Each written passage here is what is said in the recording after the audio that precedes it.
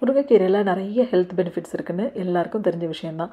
ஆனால் இதில் எப்போதும் போல் பொரியல், கூட்டு, குழம்பு அந்த மாதிரி பண்ணாமல் இன்றைக்கி ஒரு வித்தியாசமாக தொகையல் எப்படி பண்ணலான்னு பார்க்கலாம். இது ரொம்ப ரொம்ப ஈஸி.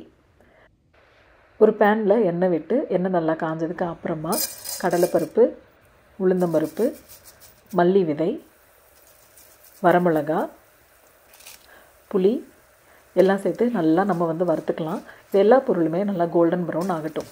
கோல்டன் ப்ரௌன் ஆனதுக்கு அப்புறமா கழுவி வச்சுருக்கிற முருங்கைக்கீரையை சேர்த்துக்கலாம். சின்ன சின்ன முருங்கை குச்சி இருந்தால் பரவாயில்ல, பட் ரொம்ப பெரிய இதெல்லாம் போட வேணாம். மேக்ஸிமம் இலையாக இருக்கிற மாதிரி பார்த்துக்கோங்க. நல்லா இலையும் சேர்த்ததுக்கப்புறம் ஒரு கலந்து விட்டுட்டு தேவையான அளவு உப்பு சேர்த்துக்கலாம். உப்பு சேர்த்துட்டு நல்லா இந்த கீரை வேகட்டும். ஏன்னா நல்லாவே கீரை வேகணும், இல்லாட்டா உங்களுக்கு பச்சை வாசனை வரும் தொகையில். அதனால் நல்லா வெந்ததுக்கு அப்புறமா ஃபுல்லாக இதை நம்ம ஆற விட்டுடலாம்.